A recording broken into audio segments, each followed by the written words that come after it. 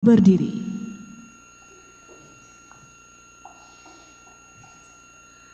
Mendengarkan lagu kebangsaan Indonesia Raya.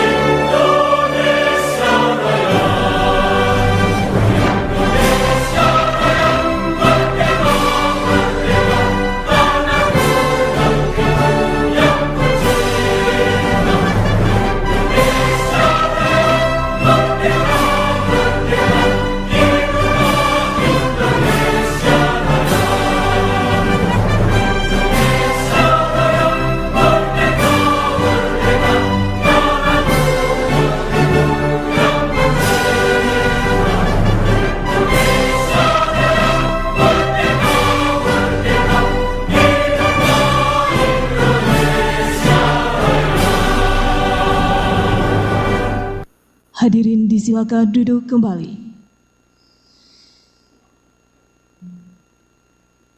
Yang terhormat Menteri Dalam Negeri Republik Indonesia, yang kami hormati Menteri Keuangan Republik Indonesia, Kepala Badan Pusat Statistik yang saat ini terhubung secara virtual, yang kami hormati pejabat pimpinan tinggi media dan pratama kementerian dan lembaga, para gubernur, bupati, wali kota beserta jajarannya yang saat ini terhubung secara virtual, serta Bapak Ibu tamu undangan yang berbahagia. Assalamualaikum warahmatullahi wabarakatuh. Selamat pagi, salam sejahtera bagi kita semua. Om Swastiastu, Namo Buddhaya, salam kebajikan.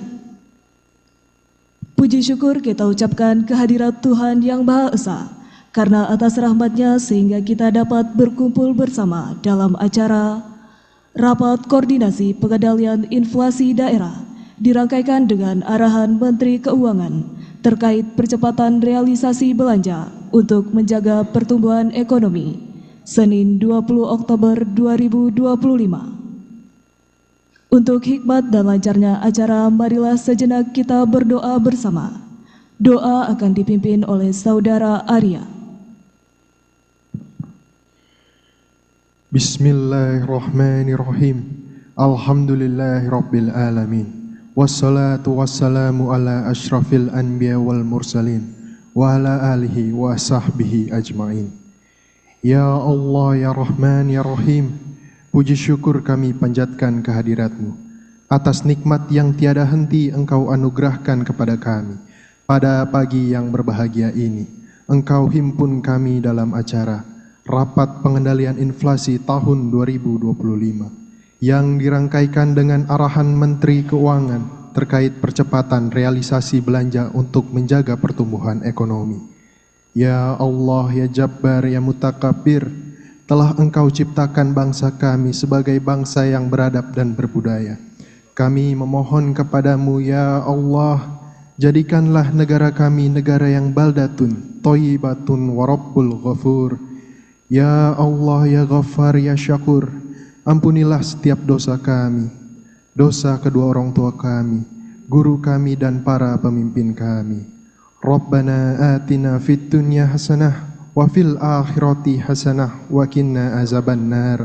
Subhana rabbikal rabbil izzati amma yasifun wa salamun ala mursalin walhamdulillahi rabbil alamin.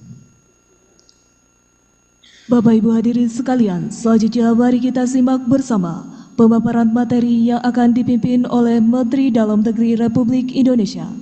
Kepada Bapak Muhammad Tito Karnavian, dengan hormat kami silakan. Terima kasih. Bismillahirrahmanirrahim. Assalamualaikum warahmatullahi wabarakatuh. Selamat pagi, salam sejahtera untuk kita semua. Shalom, Om Swastiastu, Namo Buddhaya, salam kebajikan.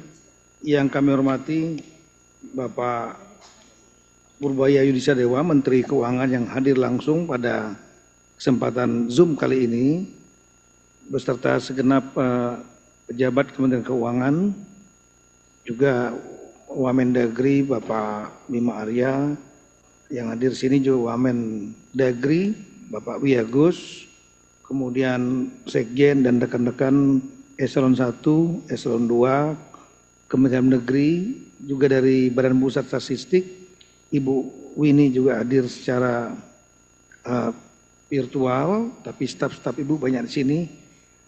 Bapak Ibu sekalian, Kepala Daerah atau yang mewakili, kemudian baik Gubernur, Bupati, Wali Kota, hadirin sekalian berbahagia. Pertama-tama saya mengucapkan terima kasih banyak atas waktu Menteri Keuangan untuk hadir di tempat ini. Ini kebanggaan bagi kami, Pak, karena Bapak Menteri Keuangan, kita pengen mendengar langsung suara beliau, mengenal langsung dan juga arahan dari beliau. Apalagi Bapak sekarang lagi media daring nih, Pak. Jadi bangga kami Kementerian Dalam Negeri bisa hadir di tempat acara ini. Sebetulnya seperti yang kami pernah berkunjung ke kantor Bapak, yang menarik bagi kami ada satu, ketika Bapak menyampaikan bahwa pertumbuhan ekonomi Indonesia akan bisa melompat kalau dua mesin bergerak, yaitu mesin swasta serta mesin pemerintah. Nah, mesin pemerintah ini diantaranya adalah realisasi belanja yang harus dioptimalkan sehingga bisa mendongkrak, karena mesin pemerintah selain akan mendorong uang beredar ke masyarakat, mendorong pertumbuhan ekonomi, juga akan bisa menstimulasi swasta. Di Kementerian Dalam Negeri, kami sebagai pembina pengawas sesuai Undang-Undang Nomor 23 2014 Pemerintahan Daerah, salah satu tugas dari Kementerian Dalam Negeri adalah ikut mengawasi dan mendorong agar APBD, anggaran pendapatan belanja daerah yang jumlahnya 552 Bapak Menteri, yaitu 38 provinsi, 98 kota, dan 416 kabupaten, kami lakukan monitoring terus-menerus setiap bulan, baik pendapatan maupun belanja, karena APBD yang dibuat oleh teman-teman daerah, ini sekarang sedang lagi pembuatan untuk tahun 2026. Ini adalah baru target atau belum ada uangnya pendapatan membelanja. Oleh karena itu kami monitoring pendapatannya dan belanja tiap-tiap daerah. Yang kurang kami dorong, yang bagus sesuai target atau melebihi target pendapatannya, maka diberikan penghargaan. Kadang-kadang dari Kementerian Keuangan juga memberikan penghargaan, Pak, dalam bentuk insentif fiskal tambahan. Nah, kemudian khusus untuk pendapatan ini ada 3 pendapatan utama daerah. Yang pertama adalah transfer keuangan daerah dan desa TKDD. Yang kedua adalah dari pendapatan asli daerah, yaitu dari pajak dan retribusi daerah. Yang ketiga adalah dari sumber lain, di antaranya adalah badan usaha milik daerah. Nah, badan usaha milik daerah ini ada jumlahnya 1019 loh. Macam-macam, mulai dari bank, air minum dan lain-lain.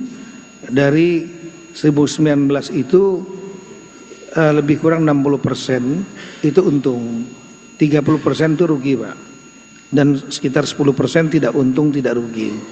Ini kemudian kami mengusulkan kepada Bapak Presiden melalui Menpan, Menseknek, sekarang sedang proses, Pak, yang di Kementerian Keuangan, saya ulangi, di Kementerian Dalam Negeri ada dirjen yang ngurusin badan usaha milik daerah. Tujuannya adalah mendorong supaya jangan sampai ada yang rugi. Ini 300 BUMD rugi 28%, Pak. Itu jumlah uang yang ada di BUMD itu lebih kurang 1.240 triliun asetnya. Jadi ini potensial. Kemudian untuk APBD total itu lebih kurang sebanyak 1.300 triliun, yaitu 919 triliun dari TKID, Kementerian Keuangan, dan lebih kurang 402 triliun itulah pendapatan asli daerah, gabungan semua, Pak. Jadi totalnya lebih kurang 1.300 triliun lebih dari semua daerah. Nah, kemudian kami sampaikan bahwa di tahun 2024 target tolong di data pendukung nomor 3, slide nomor 3. Di tahun 2024 daerah bisa mencapai target 97,29%. Seperti di gambar sebelah kiri atas yang warna merah. Yang warna biru adalah 2023. Jadi di tahun 2024 lebih tinggi daripada 2023. Nah, tapi kalau kita melihat grafiknya di bulan Oktober itu baru 73%. 73% naik kemudian melonjak pendapatannya. Ini sudah menurut kami sudah cukup bagus, bisa mencapai hampir 100%, 97,29% gabungan total provinsi, kabupaten, kota. Kemudian untuk belanjanya di tahun 2024 itu sebanyak 91%, 1.365 triliun. Ya, 91,72% gabungan provinsi, kabupaten, kota. Kita juga melihat di Oktober 2024 itu baru akhir Oktober itu baru 61, tapi kemudian melonjak karena memang ada pembayaran yang dilakukan di akhir tahun. Kemudian dari data ini kami menjadikan salah satu cerminan perbandingan untuk melihat belanja, pendapatan belanja di tahun Oktober 2025. Sebetulnya tadi rencana akan di awal Oktober, tapi karena awal Oktober kami ada kegiatan hari Senin 2 minggu lalu, dan Senin lalu rencana diundur. Bapak menjadi Menteri Inspektur Upacara pada waktu ulang tahun Bea Cukai, sehingga akhirnya kita laksanakan di hari ini di tanggal 20 Oktober, tepat 1 tahun pemerintahan Bapak Prabowo. Inilah datanya, Pak, kami sampaikan. Jadi data untuk relasi pendapatan belanja per September, Pak, 30 September. Ini yang kami catat, karena Oktober belum kami catat. 30 September lah untuk pendapatan 70,27%, yaitu 949 triliun lebih, gabungan provinsi, kabupaten, kota. Ini lebih tinggi dibanding tahun 2024, periode yang sama, 67%. Nah, di tingkat provinsi sebelah kiri bawah, ini mohon maaf teman-teman gubernur, jadi di tahun 30 September warna merah 2025 itu lebih rendah dibanding tahun periode yang sama 30 September tahun 2024 yaitu 73%. Itu prestasi provinsi. Nah, gabungan kabupaten 416 kabupaten kota, kalau kita lihat data tahun 2025 warna merah itu lebih tinggi 5% dibanding periode yang sama tahun 2024. Jadi ini kabupaten ini lebih berprestasi daripada provinsi. Nah, kemudian untuk kota 98 juga sama, lebih bagus dibanding 24, yaitu 71,12% dibanding tahun 2004 waktu yang sama September 67%. Nah, ini mungkin bisa menjadi catatan untuk rekan-rekan provinsi. Untuk data pendapatan provinsi, lanjut. Kami upayakan maksimal 30 menit, Pak. Setelah itu Bapak nanti mengisi 30 menit juga. Ini provinsi, Pak, yang tertinggi pendapatannya adalah Maluku Utara Pak, 83%, dilanjutkan dengan seperti di layar, Kalimantan Selatan, Jogja, NTB, Kalimantan Utara, Papua Selatan, Kalimantan Barat, Sumatera Barat, Jawa Barat, Pegunungan, Papua, Jawa Timur, Bali, dan seterusnya, sampai dengan Sulawesi Selatan, yang di atas 70%. Yang di bawah 70% itu adalah sebagaimana di layar, kami merahin Pak.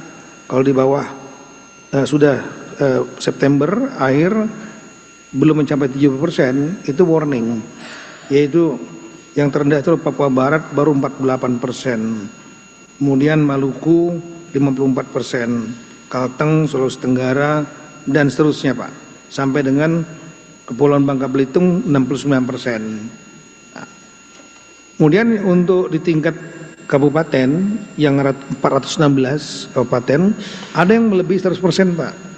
Ini apresiasi, ini juga kami buat tim untuk masuk ke sana, turun, untuk melihat kenapa bisa lebih dari 100%, hebat Pak. Yaitu Sumbawa Barat, NTB, Tanah Laut, ada yang sudah 96%, Hulu Sungai Selatan, Tabalong. Ini yang bagus-bagus ini mungkin kita akan berikan penghargaan nanti Pak. Sementara di sisi lain sebelah kanan ada daerah-daerah yang sudah bulan September baru 41%, Teluk Bintuni 44%, biasanya tinggi. Nah, dan seterusnya. Nah, untuk tingkat kota yang tinggi-tinggi adalah Banjarbaru Pak. Banjarbaru ini Kalimantan Selatan, Denpasar bagus, Banjarmasin, Kota Bukit Tinggi. Inilah di atas, kami catat saja yang di atas 75%. Ini yang di atas 75% ini hebat Pak. Sementara masih ada juga yang rendah pendapatannya, kota Pak. Kota Prabu Muli terendah se-Indonesia, Kupang, Sorong, Ambon, dan lain-lain. Ini warna merah. Kami memiliki data lengkap seluruh kabupaten kota. Rata-ratanya adalah 71,12 kalau untuk kota Pak. Nah kemudian untuk belanja,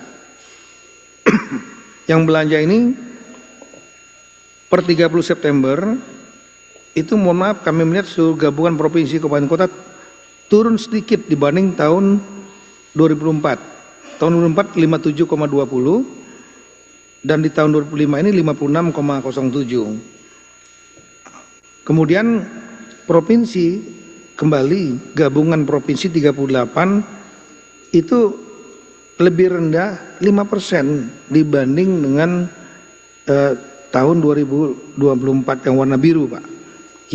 Grafik yang kiri bawah tolong dibesarkan. 60,68 sekarang 55,59. Nah ini nanti datanya ada, provinsi mana saja. Kemudian kabupaten ini mengalami cukup berprestasi Pak. Gabungan gabungan kabupaten 416, mereka membelanjakan 457 triliun, 56%. Sedangkan pendapat di tahun yang lalu 55,50%, meskipun angkanya lebih besar. Kemudian yang untuk kota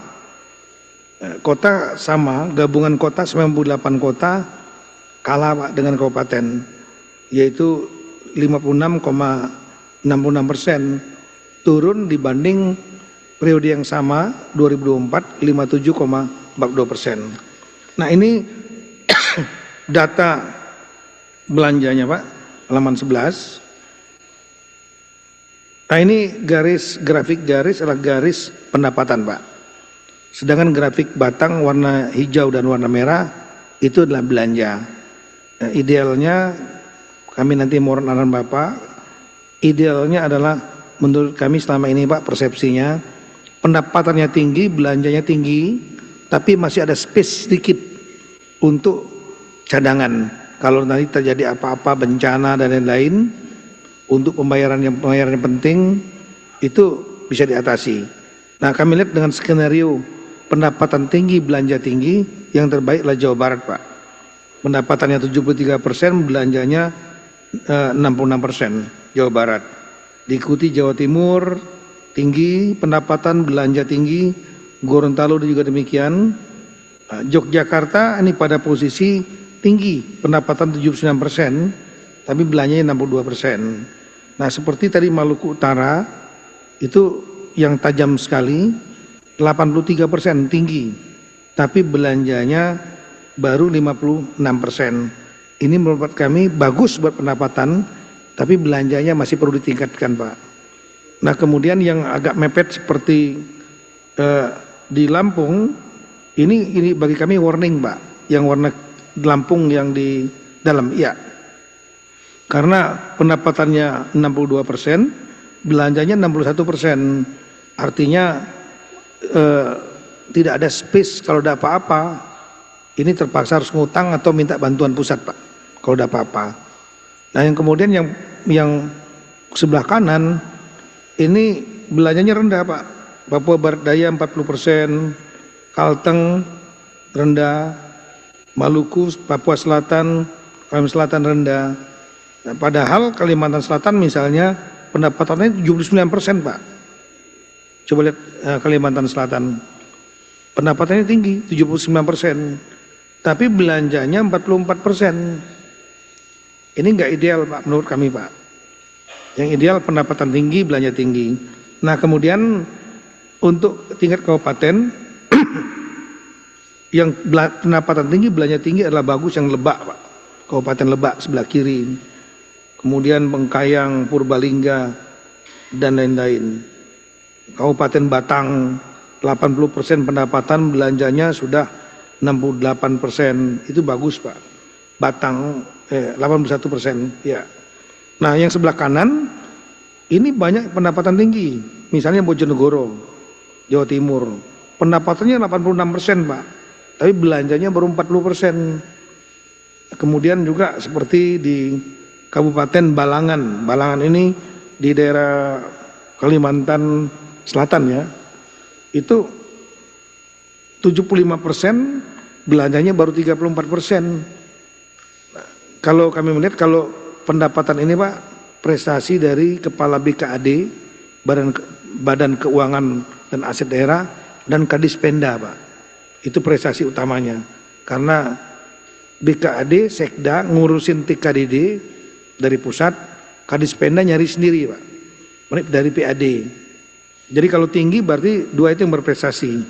Tapi kalau seandainya yang warna merahnya, grafik batangnya merah Pak, ini berarti OPD-nya, kepala dinasnya, ini yang perlu dilihat oleh kepala daerah, mana yang lambat kepala dinas. Seperti ini jomplang sekali yang Bojonegoro tadi 86% pendapatan, belanjanya baru 40%. Ini untuk kota, skenario pendapatan tinggi, belanja tinggi yang terbaik adalah Banjar Pak.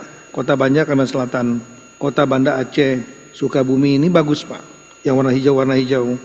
Kota Ternate perlu waspada, 65% pendapatan, belanjanya 64%. Sementara yang di sebelah kanan tinggi seperti Kota Banjarbaru 87%, baru belanja 48%. Ini yang skenario bagus pendapatannya, tapi jangan disimpan uangnya, kira-kira begitu. Nah kemudian terakhir kami mau menyampaikan kepada Bapak mengenai data dari BI, itu menyampaikan bahwa daerah itu ada di bank sebanyak 233 triliun, sebagaimana sebelah kiri Bapak. Dalam bentuk giro 178 triliun, simpanan di Pemda 48 triliun, tabungan 7,43 triliun. Gabungan provinsi kabupaten kota.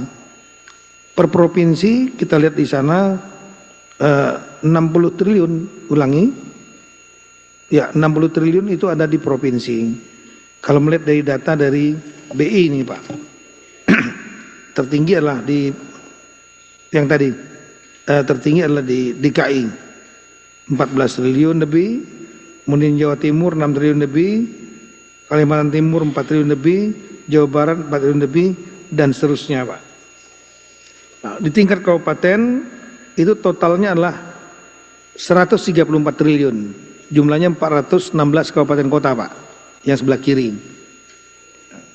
Terbanyak adalah di Bojonegoro 3,6 triliun, Kutai Barat 3,2 triliun, Talaut 2,6 triliun, dan seterusnya.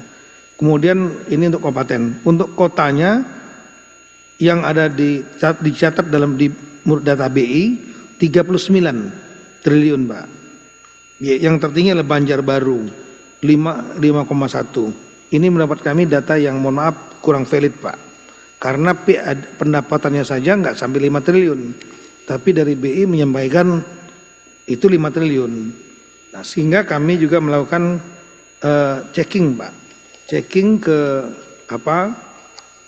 ke kasnya masing-masing.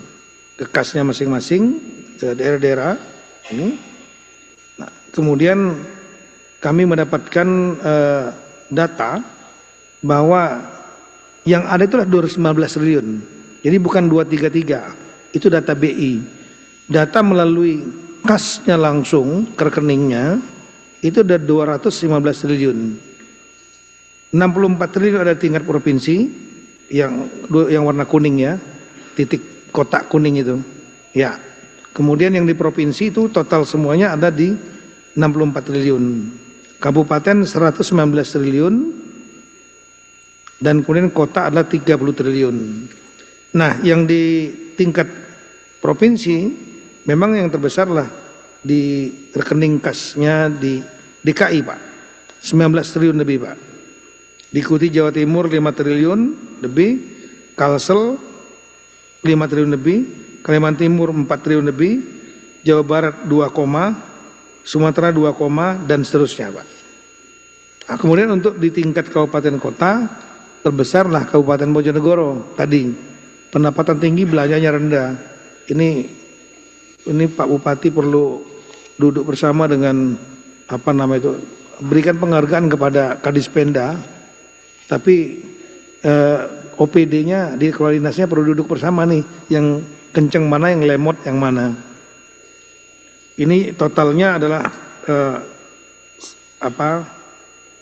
seperti kami sampaikan tadi lebih kurang 113 triliun Pak. Itu di 419 kabupaten kota. Kemudian kabupaten. Kemudian untuk yang di tingkat kota mana?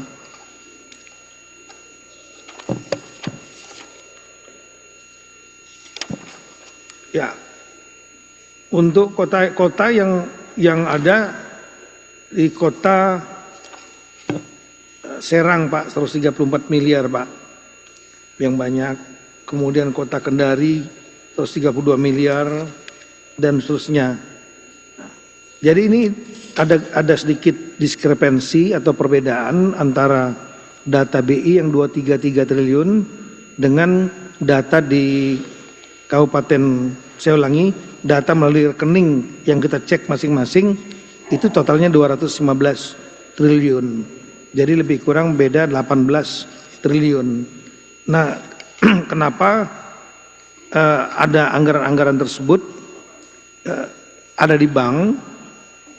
Inilah faktor-faktor penyebabnya Pak. Di antaranya adalah adanya yang ya memang ada yang lemot Pak untuk mendapat bekerja nggak sesuai target. Ada lagi yang kepala daerah yang mau mengganti kepala dinasnya, sehingga akhirnya kepala dinasnya uangnya ditahan dulu oleh kepala daerah, dan kemudian ada juga yang ingin membayar akhir tahun sehingga ditahan dulu. Banyak juga rekanan yang tidak mau mengambil uangnya dulu Pak. Dia akan mengambilnya di akhir tahun. Nah, sehingga akhirnya uangnya tersimpan di bank. Ada juga yang karena lelangnya terlambat gitu. Kemudian juga ada sistem e-katalog yang juga membuat proses-proses untuk pengadaan menjadi terlambat. Jadi ada karena sistem, ada juga yang karena ada juga yang karena realisasinya memang tinggi, yang memang nggak melebihi target. Ini kecepatan para pencari uangnya, Kadispenda, kemudian kepala BKAD, ya ini yang pencari uangnya daerah Pak, itu kecepatannya tinggi, sementara yang dinasnya merealisasinya lambat. Nah, itulah beberapa permasalahan yang mengakibatkan pendapatan dan belanja menjadi berbeda kecepatannya Ada yang sekali lagi daerah, provinsi, kabupaten, kota yang pendapatannya tinggi, belanjanya juga tinggi. Dan itu umumnya nanti pertumbuhan ekonominya kalau kami nggak sandingkan dengan data pertumbuhan ekonomi daerah Pak. Kami juga melakukan tiap bulan bersama BPS melihat pertumbuhan ekonomi. Rata-rata pertumbuhan ekonomi yang baik Pak. Kalau belanja pendapatan tinggi, belanja tinggi. Tapi kalau pendapatannya tinggi, belanjanya rendah, pertumbuhan ekonominya relatif juga kurang Pak. Ini data pertumbuhan ekonomi daerah Pak. Yang terakhir di bulan apa ini? Di bulan kedua. Ini yang tertinggi Maluku Utara, Sulawesi Tengah, Kepri. Yang terendah itu adalah Papua Tengah. Ini terutama karena Freeport Pak. Jadi Freeport ini ada masalah. Kemudian kemarin ada longsor, ada smelternya terbakar juga pernah. Kemarin longsor dan sekarang jadi hold semua. Akibatnya ekspor dari Freeport berkurang dan itu sangat menyumbang angka pertumbuhan ekonomi di Papua Tengah Pak. NTB ini sebetulnya sangat bagus Pak. Gubernurnya juga sangat bagus sekali. Mantan duta besar kita di Turki. Tapi kami lihat mengenjot luar biasa. Tapi kalau sudah penyebabnya karena faktor di luar kemampuan beliau, yaitu ada perusahaan tambang yang namanya Aman Pak, itu diperintahkan untuk melakukan hilirisasi membangun smelter. Karena membangun smelter, kemudian ekspor ditahan. Karena ekspor ditahan, pertumbuhan ekonominya langsung minus Pak. Belum pernah NTB itu minus 0,82. Kami sudah menyampaikan kepada Pak Bahlil, apa mungkin sambil nunggu semester jadi, ini ekspor tetap dilanjutkan, karena kalau tidak akan berdampak kepada angka pertumbuhan ekonominya menjadi minus. Angka-angka yang minus ini, Papua Tengah, Nusa Tenggara Barat, Papua Barat, ini kalau seandainya mereka minus, jomplang sekali dengan yang di atas tadi. Coba lihat yang di atas.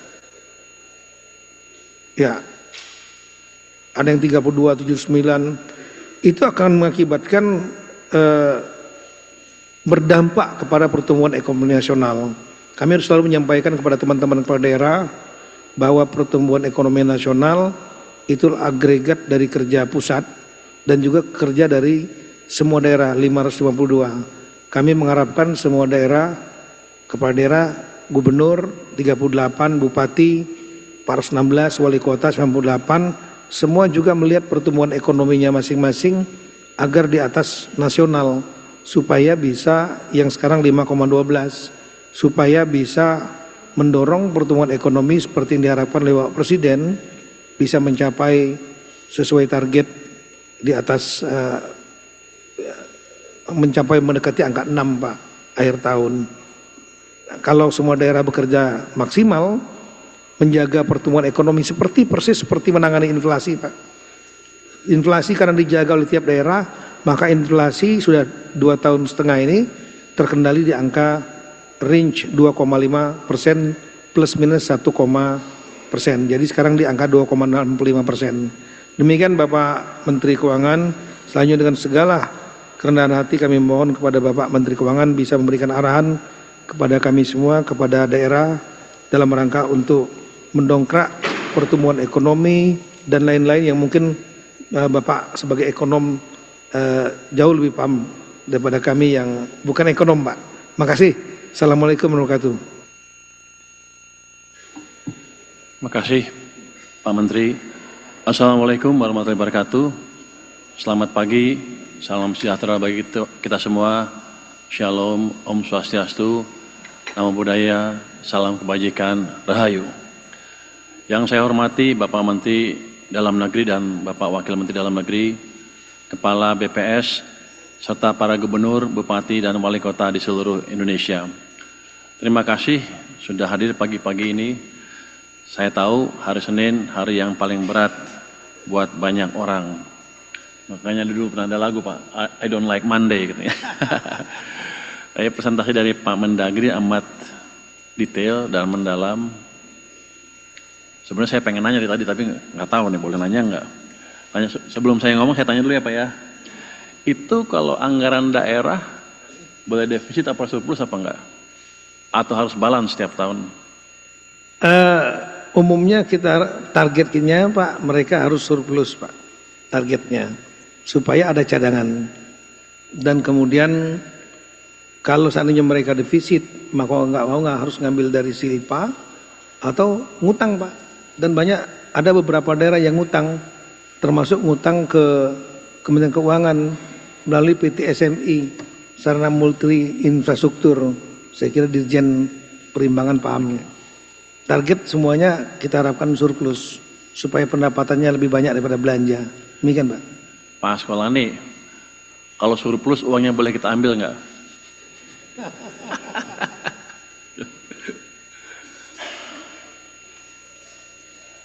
Ya?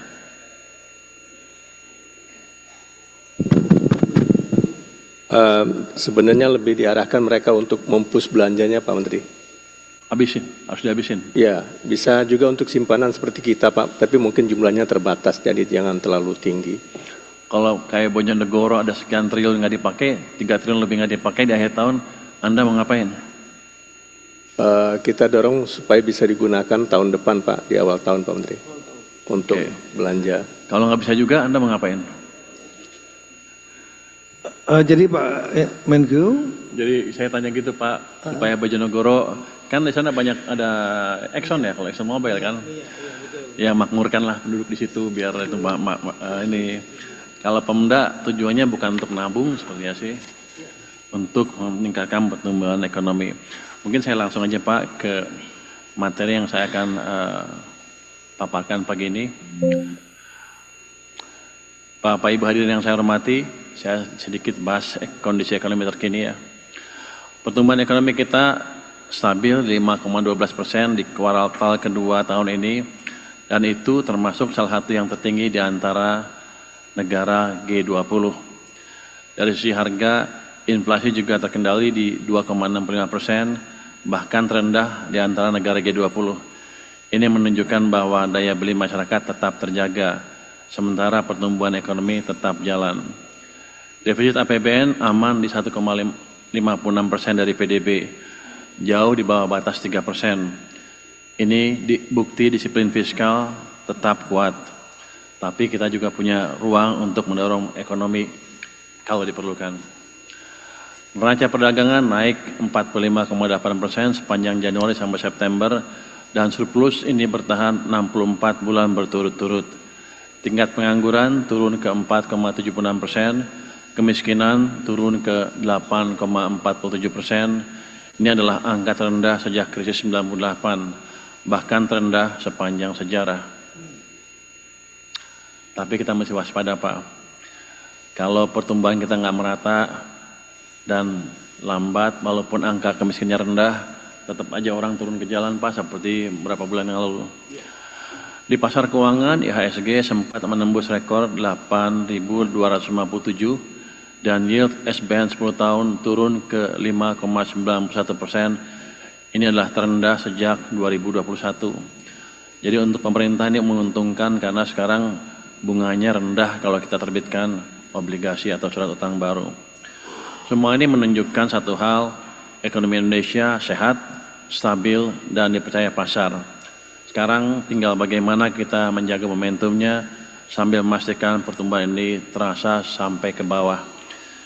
Untuk sampai ke bawah, peran Pemda, daerah tingkat 1 dan daerah tingkat 2 itu lebih kuat dibanding peran pemerintah pusat. Jadi kalau ada uang dibelanjakan saja sesuai dengan desain APBN-nya. Kalau kita lihat perekonomian daerah masih tumbuh positif, tapi masing-masing wilayah punya tantangan dan karakter tersendiri. Pulau Jawa tetap jadi kontributor utama dengan pangsa 56,9% terhadap ekonomi nasional dan tumbuh 5,2%. Ini Pak Tito yang mesti kita rubah Pak. Ini kan orang menuduhnya Jawa sentris kalau gini kan. Jadi pangsanya tetap aja 56%. Ini coba digeser bertahun-tahun tapi nggak bisa. Jadi nanti kalau daerah-daerah yang punya dana lebih, coba digalakkan pertumbuhannya di sana, atau daerah-daerah yang punya potensi bisa tumbuh kencang, coba didesain tumbuhnya lebih cepat lagi. Kalau enggak kita akan seperti ini terus Pak, Jawa sentris, seolah-olah nanti kalau ada apa-apa daerah akan protes ke pusat Pak. Tapi ini ke depan akan kita usahakan terus penguatan pertumbuhan di luar Jawa. Di Jawa hampir separuh ekonomi bergerak di sektor pengolahan yang masih solid. Sumatera dan Kalimantan tumbuh dari pertanian dan perdagangan, tapi ke depan dua wilayah ini harus terus diperkuat supaya pertumbuhannya lebih merata dan tidak bergantung pada komoditas saja. Jadi untuk daerah-daerah yang punya uang banyak karena komoditas, coba mulai pikir pelan-pelan diversifikasi ke arah yang bukan komoditas saja. Nanti kalau komoditasnya habis, Anda punya sumber pendapatan baru. Jadi harus berani invest jangka panjang. Uangnya jangan dianggurin, kalau punya uang banyak, mulailah invest di industri dan lain-lain. Utamanya di sumber daya manusia di daerah itu. Sulawesi tumbuh paling tinggi, ditopang hilirisasi industri. Dan ini bukti nyata bahwa strategi nilai tambah di daerah memang berhasil. Tinggal dijaga supaya pertumbuhannya berkelanjutan. Sulawesi ini udah puluhan tahun tumbuhnya di atas 7% terus. Jadi ini harus ditiru oleh daerah-daerah lain. Maluku, Papua, dan Bali Nusa Tenggara juga mulai bangkit, masing-masing dari industri pengolahan dan pariwisata. Tapi ingin saya tekankan, berbagai risiko harus tetap diantisipasi. Karena itu, Pemda perlu terus menstimulasi perekonomian di daerahnya lewat belanja yang cepat, tepat, dan produktif. Next. Bapak Ibu hadirin yang saya banggakan, secara umum inflasi di daerah masih dalam tren terkendali. Dari 38 provinsi, 37 diantaranya mencatat inflasi positif. Hanya Maluku Utara yang mengalami sedikit deflasi. Kalau kita lihat, 25 provinsi sudah berada dalam rentang target nasional, artinya pengendalian harga di daerah berjalan cukup baik. Saya ingin cerita sedikit kenapa inflasi itu penting. Yang pertama, inflasi itu bisa menjaga stabilitas sosial politik. Jadi salah satu rahasia kenapa Pak Harto bisa bertahan 32 tahun adalah beliau bisa menjaga stabilitas harga beras utamanya. Yang lain akan ikut harga beras. Jadi inflasi ini amat penting sekali juga untuk meningkatkan popularitas pemimpin daerah. Kalau di daerahnya harganya nggak terkendali, pasti nanti ke depannya kalau ada pemilu nggak kepilih lagi. Kalau bapak-bapak ibu bisa mengendalikan harga di daerah, hampir pasti bisa kepilih lagi tanpa embel-embel yang lain ya. Jadi perut masih merupakan alat politik utama di Indonesia ya. Itu yang pertama. Yang kedua, kenapa dulu kita desain TPID dan TPI, Tim Pengendalian Inflasi Pusat Pak? Karena waktu itu kan Bank Sentral sama pemerintah terpisahkan. Bank Sentral kebijakannya adalah inflation targeting regime. Jadi bunga dikendalikan sesuai dengan inflasi atau bunga untuk mengendalikan inflasi. Biasanya sih bunganya berapa persen di atas inflasi. Jadi kalau inflasinya misalnya 7, dia bunga acuannya bisa 8 atau lebih sedikit. Itu bunga acuan. Bunga pinjamannya lebih tinggi lagi. Jadi waktu itu ditargetkan mengendalikan inflasi serendah mungkin supaya BI bisa menurunkan bunga ke level rendah. Akibatnya bunga pinjaman harusnya pelan-pelan turun juga. Itu akan mendorong perekonomian. Kenapa? Karena pemerintah waktu itu nggak bisa mengendalikan bank sentral. Jadi cara kita mengendalikan bank sentral adalah mengendalikan inflasi ini. Kalau inflasi bisa terus-terusan 2,5, BI harus dipaksa, pelan-pelan akan bisa dipaksa menurunkan bunga acuannya ke 3,5. Harusnya bunga pinjaman juga turun mungkin ke 7 atau lebih rendah lagi. Kalau itu yang terjadi maka ekonomi kita bisa tumbuh lebih cepat lagi atau paling nggak bisa bersaing dengan negara lain. Karena di Malaysia bunga pinjaman paling 5%. Kalau di sini ketinggian ya perusahaan kita kalah bersaing. Jadi di sinilah pentingnya pengendalian inflasi. Selain tadi harga, perut dan lain-lain, tapi kita ingin meningkatkan daya saing ekonomi kita dibanding dengan ekonomi negara-negara tetangga kita. Jadi TPID itu seperti nggak penting, tapi sebenarnya amat penting sekali. Keterjangkauan harga di berbagai wilayah juga membaik karena pasokan lancar dan distribusi antar daerah semakin efisien. Kerjasama perdagangan antar daerah terbukti jadi faktor penting. Daerah yang aktif membangun jaringan pasokan lintas wilayah, inflasinya jauh lebih stabil. Tapi kita tidak boleh lengah. Tekanan harga pangan dan energi bisa datang kapan saja, terutama menjelang akhir tahun atau musim tanam baru. Karena itu, sinergi antara TPIP dan TPID harus terus diperkuat. Kita perlu kebijakan yang terukur dan responsif, bukan hanya menjaga harga, tapi juga memastikan ketersediaan barang dan kelancaran distribusi. Jadi tugas kita sekarang bukan hanya menahan inflasi tetap rendah, tetapi juga menjaga stabilitas harga dan pasokan secara berkelanjutan. Bapak Ibu hadirin yang saya hormati, realisasi transfer ke daerah tahun 2025 seperti disebutkan oleh Pak Tito tadi meningkat dan mencapai 644,9 triliun rupiah atau sekitar 74,2% dari pagu. Ini artinya dana yang dialokasikan pusat untuk daerah sudah tersedia dan siap digunakan untuk mendukung pembangunan di masing-masing wilayah. Kalau kita lihat lebih rinci, realisasi dana bagi hasil naik cukup signifikan, terutama karena adanya pembayaran kurang bayar DBH sebesar 18,5 triliun rupiah, serta perubahan kebijakan penyaluran yang memperkuat posisi kas daerah. Sementara itu, realisasi dana alokasi umum sedikit lebih rendah karena beberapa daerah belum mengajukan rencana pembayaran DAU atau gaji PPPK. Di sisi lain, DAK non-fisik justru lebih tinggi, terutama karena penyaluran langsung tunjangan profesi guru dan peningkatan kepatuhan pelaporan realisasi penggunaan dana. Jadi, pesan saya yang sederhana adalah dananya sudah ada, segera gunakan, jangan tunggu akhir tahun, gunakan untuk pembangunan yang produktif dan bermanfaat langsung bagi masyarakat. Next.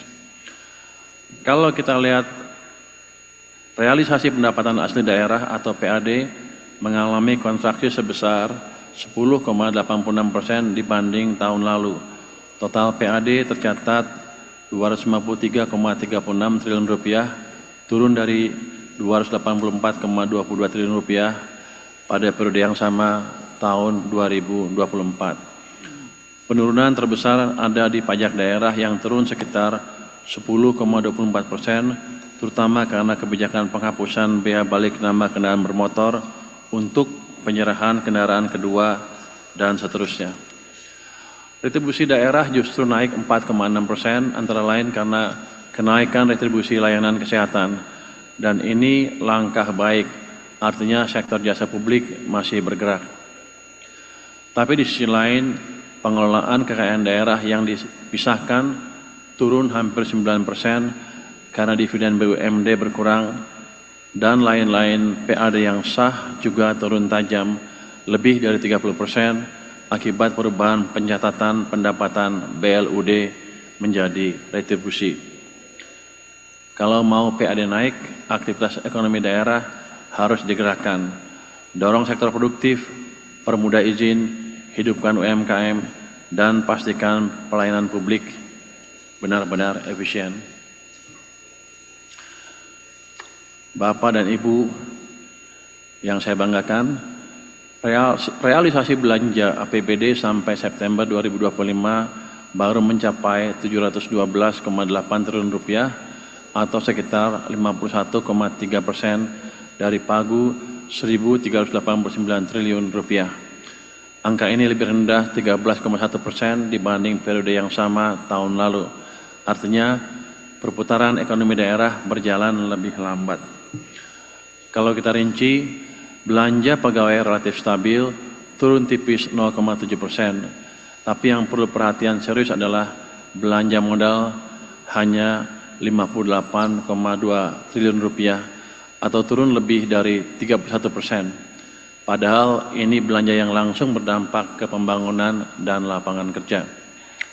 Belanja barang dan jasa juga turun 10,5% dan belanja lainnya anjlok 27,5%. Jadi memang terlihat ada perlambatan eksekusi di banyak pos. Saya ingin tekankan bahwa percepatan realisasi belanja, terutama yang produktif, harus diutamakan dalam 3 bulan terakhir tahun ini. Uang daerah jangan dibiarkan mengendap di kas atau deposito. Kalau uangnya bergerak, ekonomi ikut hidup dan masyarakat langsung merasakan manfaatnya.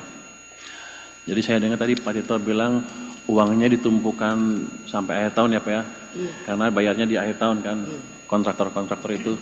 Tapi katanya daerahnya naruhnya di bank pembangunan pusat seperti di Jakarta, Bank Jakarta. Itu kan daerahnya uangnya nggak ada uang jadinya. Banknya nggak bisa muterin tuh, nggak bisa meminjamkan di sana. Harusnya walaupun nggak dibelanjakan, biar aja uangnya di daerah, jadi bank daerah bisa nyalurkan ke bisnismen atau pelaku usaha di kawasan itu. Jadi selalu kita bertanya-tanya tuh, kenapa uang di pusat terus numpuknya? Kalau kita sebar ke daerah dan uangnya balik lagi ke pusat, nggak ada gunanya tuh untuk daerah. Jadi ke depan harus dipikirkan lagi supaya uang tetap bertahan di daerah. Kalau bank daerahnya kurang bagus ya dibetulin supaya lebih bagus kinerjanya.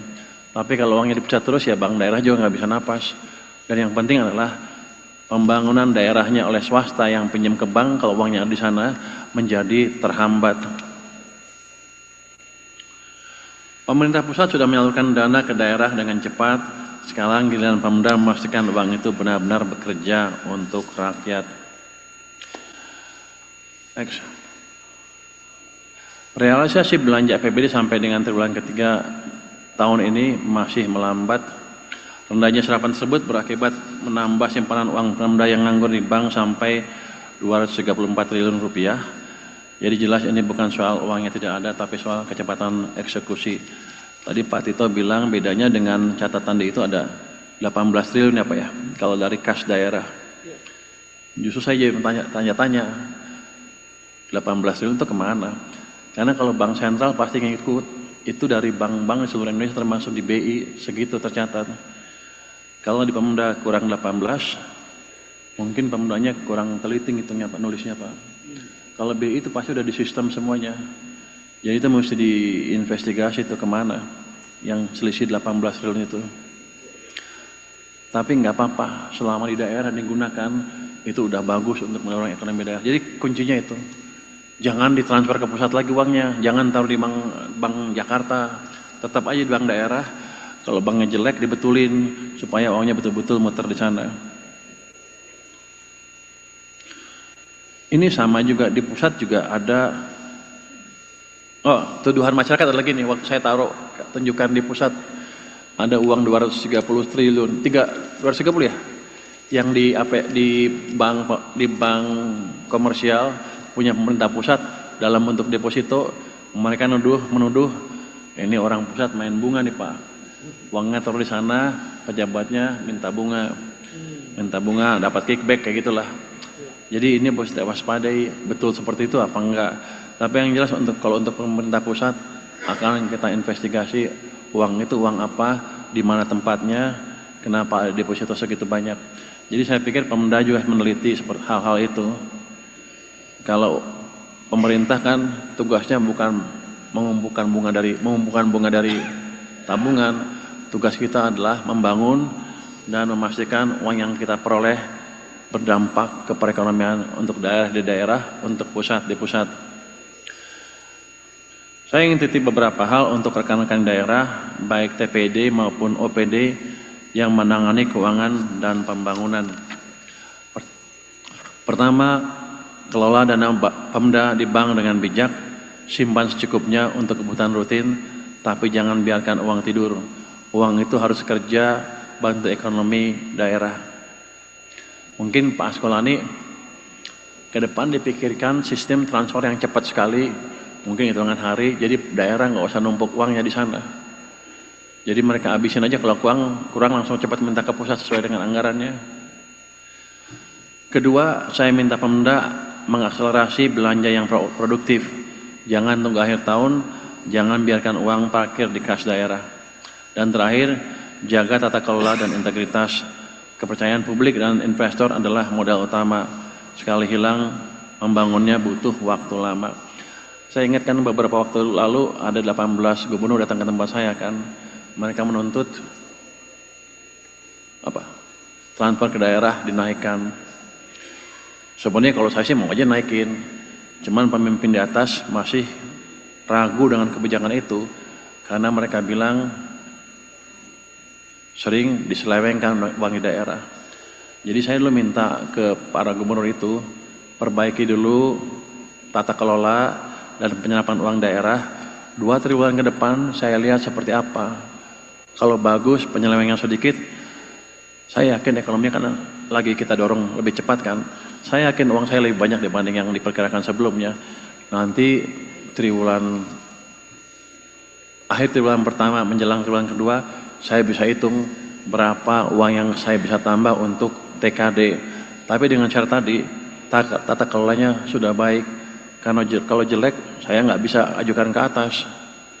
Presiden kurang suka pada rupanya kalau itu. Tapi kalau kita punya bukti bahwa udah bagus semua, harusnya nggak ada masalah kita naikkan. Jadi untuk membantu bapak-bapak di daerah, tolong bantu saya juga untuk mendapatkan track record seperti itu. 2 triwulan saya pikir udah cukup. Triwulan keempat tahun ini dan triwulan pertama tahun depan. Dan terakhir, data KPK juga mengingatkan kita dalam 3 tahun terakhir masih banyak kasus di daerah. Dari suap audit BPK di Sorong dan Meranti, jual beli jabatan di Bekasi, sampai proyek fiktif BUMD di Sumatera Selatan. Artinya reformasi tata kelola ini belum selesai. Nah, hasil survei penilaian strategis, penilaian integritas atau SPI 2024 juga bicara hal yang sama. Skor nasional baru 71,53 di bawah target 74. Hampir semua Pemda masih masuk kategori rentan alias zona merah. Provinsi rata-rata 67, kabupaten 69. Jadi ini memang belum aman. Coba tolong perbaiki 2 triwulan ke depan deh. Jadi saya bisa ngomong ke atas. Kalau enggak saya dimarahin juga kalau ngomong. Kalau saya kan paling penting, untuk saya yang penting adalah ekonominya bergerak. Dan bergeraknya merata bukan di pusat aja. KPK bilang sumber risikonya ya masih itu aja. Jual beli jabatan, gratifikasi, intervensi pengadaan. Padahal kalau itu nggak diberesin, semua program pembangunan bisa bocor di tengah jalan. Jadi mari kita kelola uang publik dengan hati-hati, cepat dan bertanggung jawab supaya ekonomi daerah makin kuat dan masyarakat makin sejahtera.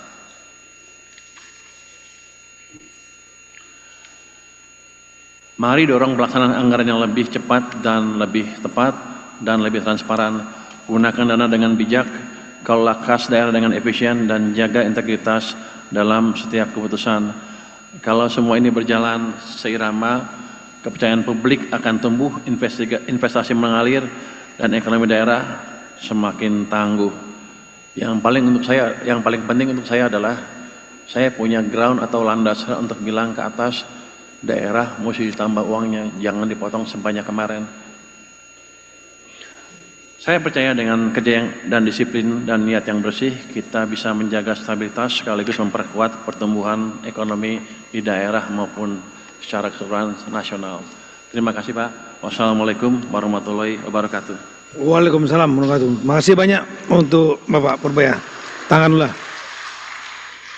Baik Bapak sekalian, waktu beliau terbatas, tapi terima kasih karena kesibukan Bapak yang sangat banyak dan ini waktu yang sangat berharga sekali bagi Bapak untuk hadir di sini.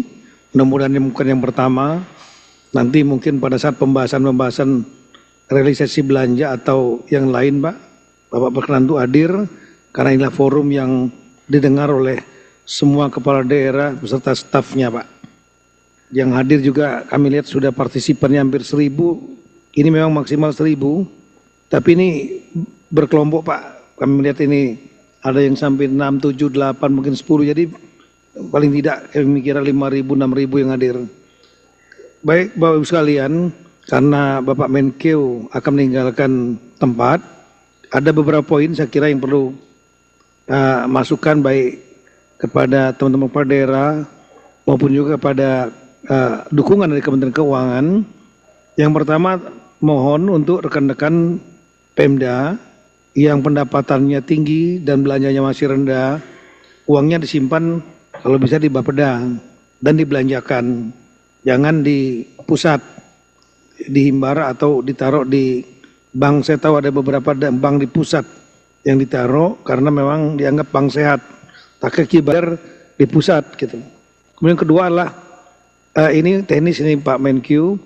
Jadi salah satu suara dari teman-teman di daerah, mereka begitu menerima DAK, dana alokasi khusus dari kementerian yang dapat dari Kementerian Keuangan, sedangkan Kementerian Kesehatan, Pendidikan misalnya, PU, nah itu mereka juknis dari kementerian, teknis itu terlambat sering kali Pak. Dan sehingga DAK-nya masuk uangnya, tapi karena juknisnya keluar, mereka nggak berani, teman-teman daerah nggak berani mengeksekusi, karena akan jadi masalah hukum Pak bagi mereka Pak. Jadi nanti pada saat waktu tertentu mohon dukungan dari Bapak Menteri Keuangan juga mengimbau kepada seluruh kepala daerah, saya ulangi, pimpinan lembaga yang memiliki dana DAK disalurkan oleh Kementerian Keuangan sesegera mungkin membuat juknis supaya, atau bila perlu juknisnya mungkin satu juknis saja sehingga daerah langsung cepat dapat, langsung mengeksekusi. Yang ketiga Bapak, dana alokasi umum ini beberapa daerah mengalami hambatan. Hambatannya terutama syarat salur, karena Kementerian Keuangan membuat syarat untuk menyalurkan di bulan berikutnya, itu ada beberapa pedoman. Hambatannya biasanya Pak adalah SDM, mohon maaf, sumber daya manusia yang ada di daerah. Seperti Papua Pegunungan, saya datang sendiri ke sana, ya mohon maaf kurang mampu untuk membuat syarat salur, pertanggungjawaban lain-lain misalnya. Ini mungkin memerlukan dukungan dari Kementerian Keuangan. Bapak ada perwakilan KPKN, Kantor Pemberdayaan Keuangan Negara di daerah. Mohon kalau bisa cukup tidak pasif tapi proaktif juga. Di daerah-daerah yang mengandalkan TKD itu dari kami Kementerian Dalam Negeri Pak mengirim tim biasanya Pak dari Dirjen Keuangan Daerah, Bapak Dr. Agus Patuni di sini. Nah, bersama-sama dengan KPKN Kementerian Keuangan membantu di daerah yang nggak mampu untuk membuat penyusunan administrasi syarat salur. Itu seperti Papua Pegunungan baru 40% bulan September itu, kalau uangnya semua dari pusat. Permasalahannya di situ. Kemudian yang keempat adalah curhat dari teman-teman daerah mengenai DBH Pak. Dana bagi hasil yang seringkali diberikannya di akhir tahun. Sehingga ketika mereka, padahal target mereka udah masuk angkanya pada waktu nyusun APBD. Tapi kemudian begitu ada disalurkannya di menjelang akhir tahun, uang itu otomatis nggak bisa tereksekusi. Karena perlu ada lelang dan lain-lain. Akibatnya di carry over menjadi silpa di tahun berikutnya. Dan kemudian berikutnya untuk daerah memang Pak perlu harus ada silpa. Karena di daerah-daerah ini di Januari mereka harus membayar belanja pegawai dan kontrak yang sudah selesai di deadline akhir Desember, dibayarnya Januari. Yang berikutnya Bapak transfer antar daerah. Kalau ini untuk teman-teman gubernur. Ini curhat dari teman-teman para bupati wali kota. Jadi transfer dari pusat, saya ulangi, dari daerah yang dihibahkan kepada kabupaten kota juga kadang-kadang mengalami keterlambatan, sehingga akibatnya eksekusi oleh bupati wali kota juga menjadi terlambat. Yang keenam, pedoman penyusunan APBD ini dari Kementerian Keuangan dan Kementerian Dirjen Perimbangan dan dari Dirjen Keuangan Daerah. Kalau bisa pedoman penyusunan APBD, mohon maaf ini melibatkan Bappenas juga, dibuat penetapannya lebih cepat, secepat mungkin untuk tahun 2026, mendahului dokumen-dokumen yang lain untuk penyusunan APBD, misalnya KUA PAS, kebijakan umum, anggaran dan prioritas plafon anggaran sementara. Nah, jadi buat pedomannya dulu. Yang ke-8, mohon dengan segala hormat kepada rekan-rekan, dengan adanya kebijakan terutama dari transfer keuangan daerah ke Kementerian Keuangan kepada daerah, tolong dilakukan exercise dulu. Exercise target pendapatan tahun 2006 berdasarkan TKD yang ada, dan kemudian exercise belanjanya. Jangan sampai langsung melihat, wah ini kurang. Tapi exercise dulu. Exercise, dan kalau nanti ada permasalahan, kementerian kami sudah menugaskan Dirjen Keuangan Daerah untuk merekap, dan tanggal 26 nanti ada rakor Sekda se-Indonesia, tolong dibawa datanya. Kami ingin lihat daerah mana persisnya yang akan mengalami problema. Atau kita akan lihat juga problemanya nanti. Bersama-sama dengan Dirjen, mohon izin Pak Menkyu, dengan Dirjen Perimbangan Bapak Askolani, kita akan mengupas daerah-daerah yang merasa terdampak. Kami kira itu Bapak sekalian poin-poin yang kami sampaikan. Terima kasih banyak pada Pak Menteri Keuangan sekali lagi atas waktunya. Kalau Bapak mau nambahkan lagi silakan, tapi kalau Bapak mau meninggalkan tempat, kami paham Bapak sangat sibuk sekali. Terima kasih banyak juga kepada seluruh teman-teman kepala daerah. Nanti jam 10 kita lanjutkan dengan rakor inflasi. Saya harus bergeser ke Kementerian Pertanian. Terima kasih banyak. Assalamualaikum warahmatullahi wabarakatuh. Ini mesti dijawab nggak? Bahasan komplain dari Bapak. Saya jawab cepat aja ya. Juknis terlambat keluar, nanti dimonitor ya Pak Askolani, kementerian mana aja yang terlambat ngeluarin Juknis, Anda organize lah biar cepat. Terus yang kedua, DAK hambatannya syarat salur, SDM-nya kekurang, nanti dibantu Pak. Untuk daerah yang kurang, bisa kasih informasi ke kami kali ya, mungkin jadi KPKN di daerah kita juga bisa kita tugaskan untuk membantu. DBH sering dibagi akhir tahun, Pak, kalau yang udah clear keluarin aja di awal tahun, nggak apa-apa, nggak masalah itu. Kita kan uangnya juga banyak nganggur. Terus Silpa, ini mesti dihitung Pak, Silpa tuh seperti apa sih, berapa persen mereka punya. Kalau kebanyakan juga nggak boleh. Kalau kita sedang mengembangkan sistem di mana transfer ke daerah 1 minggu, 2 minggu, minggu pertama awal tahun sudah keluar tuh Pak. Jadi silvanya nggak usah kebanyakan. Terus transfer ke daerah lambat, kita akan percepat lagi Pak. Terus yang pedoman penyusunan APBD, emang keluarnya setiap bulan apa kamu buat Pak Askolani? Siapa yang buat? Oh dari pusat, dari? Bertiga? Dikeluarin bulan apa biasanya? Yang lead Pak Mendagri Pak, kami join sama Bappenas Pak. Keluarnya kapan biasanya? Harusnya bulan Oktober Pak. Udah keluar sampai mana sekarang? Sekarang sudah Pak, sudah ditetapkan Pak Mendagri. Ya udah jangan sampai lewat ya. Minggu keempat ya. Jangan sampai lewat Oktober. Terus TKD saya setuju Pak, di exercise aja jangan terlalu ini dulu. Yang jelas itu tadi per ini saya tadi, kalau bagus 2 triwulan ke depan, saya ada alasan untuk melaporkan ke atas. Bapak juga kan sebagai catatan kan saya nggak pernah potong TKD, Bapak yang ngatur. Bapak minta berapa nggak saya potong. Tapi yang jelas, emang tanggungnya begitu Pak, kalau kita kasih terlalu banyak tanpa ground yang kuat, kita nggak akan disetujui Pak dari atas. Jadi ini kita kerjasamalah Pemda, Mendagri, kami untuk memastikan bisa mengelola dengan baik. Jadi kita bisa bilang dengan alasan yang lebih kuat bahwa kami sudah bisa dipercaya gitu Pak. Mungkin itu Pak jawaban singkat dari saya, terima kasih. Baik, terima kasih banyak rekan-rekan kepala daerah dan staf, terima kasih banyak. Kami mohon izin Pak Menkyu kalau berkenan ini karena banyak teman wartawan, mereka nunggu Bapak karena mereka senang dengan Pak Menteri yang baru. 10 menit aja Pak ya, 1 pertanyaan 2 pertanyaan saja. Silakan kalau ada teman-teman dari media mau bertanya, kasih mic, 2 pertanyaan saja. Nanti cukup ditujukan kepada Pak Menkyu saja. Kalau dengan saya sudah sering. Tanya ke saya yang jawab Pak Mendagri tapi. Cek. Oh, tanya apa lagi nih? Cek. Baik rekan jadi media, jadi para pagi ini sengaja kita mengundang Bapak Menkyu, ya targetnya cuma satu aja, yaitu mengecek realisasi pendapatan belanja sampai dengan akhir September 2025. Ya, yang tadi sudah kami paparkan bersama seluruh daerah. Nah, kalau ada yang mau menanyakan kepada Pak Menkyu, kami persilahkan. 2 pertanyaan aja, karena beliau mau berangkat.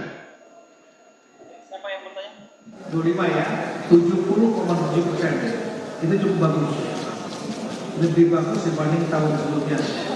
Kemudian untuk realisasi belanja, ini buat data rekan media aja. Itu mencapai 56,07.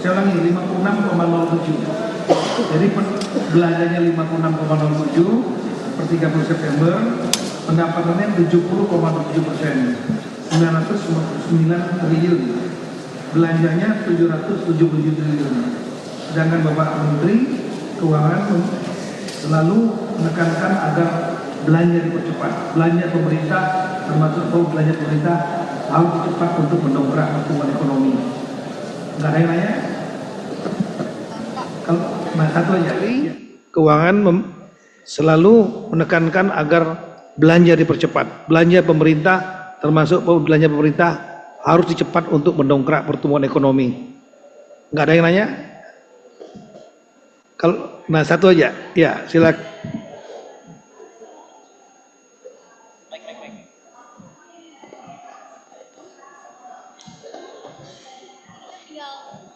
Tinggal 2 bulan setengah lagi kurang lebih ya Pak. Itu bagaimana kontrolingnya terhadap daerah, karena 2 bulan nanti buru-buru penggunaan anggarannya nanti seperti apa dari Dari BI ya, tahun kali pemerintah katanya tiketnya yang 15 triliun jadi berbeda 18 triliun.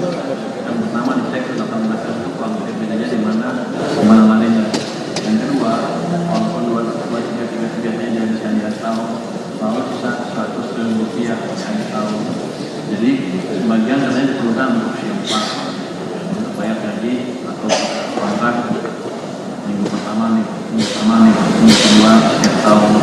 Ini kita sedang kembangkan sistem di mana daerah tidak lagi perlu silpa, sehingga minggu pertama kedua setiap tahun itu langsung ditransfer dari pusat. Kita sedang mengembangkan sistem seperti itu sehingga silpa yang di pusat maupun daerah tidak akan berlebihan lagi. Dapat gambaran dari Pak Mendagri bahwa uang rakyat daerah yang beliau itu tidak banyak juga dibantu Pak pusat. Di daerah juga kering ada uang yang saya sarankan ke mereka kalau bisa jangan tahu di bank-bank bawah pusat, di bank-bank pemerintah yang pusat, tapi biasanya DPD daerahnya.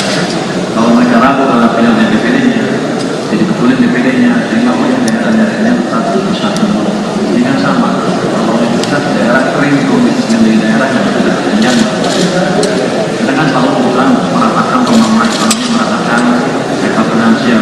Tapi kalau daerah kami sebelum di pusat yang rata-rata kita kirim daerah di pusat, yang main ke pusat, di sana kering singgung ekonomi. Jadi itu salah satu upaya untuk meningkatkan efisiensi pengelolaan uang yang berdampak optimal dalam daerah. Terus kemudian apa enggak kita lihat kalau enggak sudah tahun ini kita siapkan sistem itu, kalau sudah siap tahun depan kita akan praktikkan itu. Ya, saya mau tambahkan dikit. Jadi tadi jawab pertanyaan Ibu. Jadi kita mengambil perbandingan 2 tahun sebelumnya, tahun 2023-2024. Di tahun 2024 saja ya. Itu di bulan Oktober 2024 itu pendapatannya mencapai 73%. Tapi kemudian di akhir Desember 97%, terjadi lompatan. Belanja juga begitu, belanjanya dari 58% langsung 91% selama 3 bulan. Nah ini kita data September 70% lebih pendapatan. Jadi lebih tinggi daripada bulan September tahun 2024, tapi bisa mencapai 97%. Jadi kita tentu mengharapkan, kami ya bekerja keras pasti tiap bulan untuk mendorong teman-teman kepala daerah supaya mereka meningkatkan pendapatannya seperti skenario tahun lalu. Nah, untuk belanjanya di tahun 2004 itu 58% Oktober, sementara sekarang September 56%.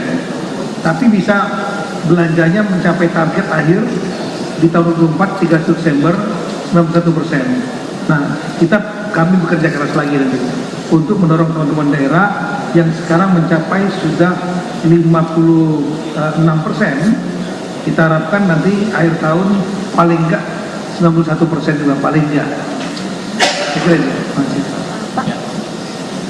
Ya Pak, saya Zahwa dari CNBC. Terakhir, Saya ingin bertanya tadi terkait Pak Purbaya menjelaskan nanti dana yang untuk ditransfer ke daerah akan ditransfer secara keseluruhan. Apakah itu akan mulai ditransfer tahun ini atau mulai tahun depan? Lalu untuk anggaran yang tahun ini kan rata-rata masih penggunaannya 50% mepet dikit gitu Pak. Nah, untuk mengejar 2 bulan itu untuk memastikan belanja di daerah itu produktif akan seperti apa dari Kementerian Keuangan dan dari Kementerian Dalam Negeri? Sekian, terima kasih. Sistem yang tadi saya kembangkan, kita akan memberikan semacam surat jangka pendek sehingga bisa untuk likuiditas jangka pendek ya. Jadi kita tidak tergantung jangka panjang untuk likuiditas. Tapi yang jelas kita pastikan nanti sistemnya sedemikian cepat sehingga minggu pertama setiap tahun sudah ada keluar dari uang dari pusat ke daerah. Jadi daerah nggak usah numpuk uang terlalu banyak, itu utamanya. Tapi kan untuk tahun ini masih belum siap lah. Kita siapkan nanti, harusnya tahun depan udah siap ya. Nanti pas akhir tahun depan kalau ada yang lebih baru kita ambil uangnya.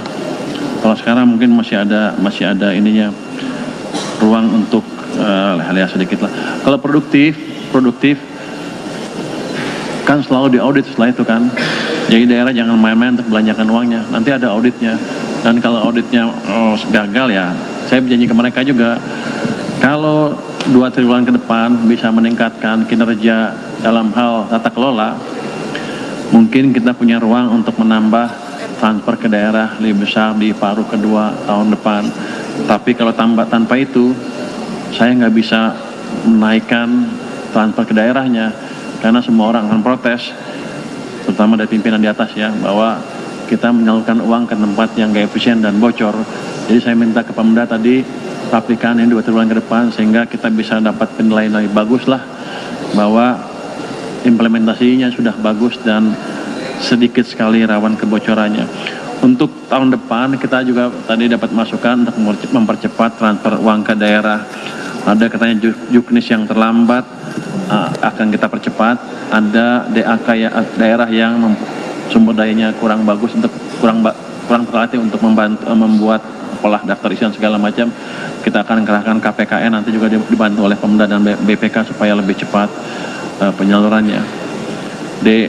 DBH juga katanya biasanya disering dikirim lambat. Nanti begitu yang udah clear kita kirim di waktu yang tepat. Jadi daerah bisa menggunakan anggarannya dengan optimal. Mungkin itu. Ya, assalamualaikum warahmatullahi wabarakatuh. Boleh satu lagi Pak? Udah cukup, beliaunya mau jalan. Satu dulu boleh Pak?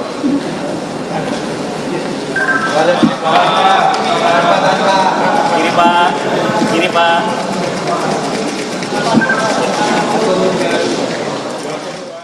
Saudara, baru saja Anda menyaksikan breaking news Kompas TV di layar kaca Anda. Menteri Keuangan dan juga Menteri Dalam Negeri membahas terkait dengan koordinasi pengendalian inflasi di daerah, di mana ini adalah tindak lanjut dari beberapa hari yang lalu. Mendagri Tito Karnavian mengingatkan kepada seluruh pemerintah daerah untuk tetap waspada meski inflasi masih dalam kategori terkendali. Dan hari ini dari Menkyu sendiri seperti yang disampaikan bahwa akan mempercepat transfer ke daerah untuk meningkatkan pertumbuhan ekonomi di daerah dan untuk tujuannya menjaga inflasi tersebut. Dan saudara, Anda masih bisa menyaksikan informasi terkait dengan pengendalian inflasi dan juga informasi lainnya. Kita saksikan breaking news usai jeda.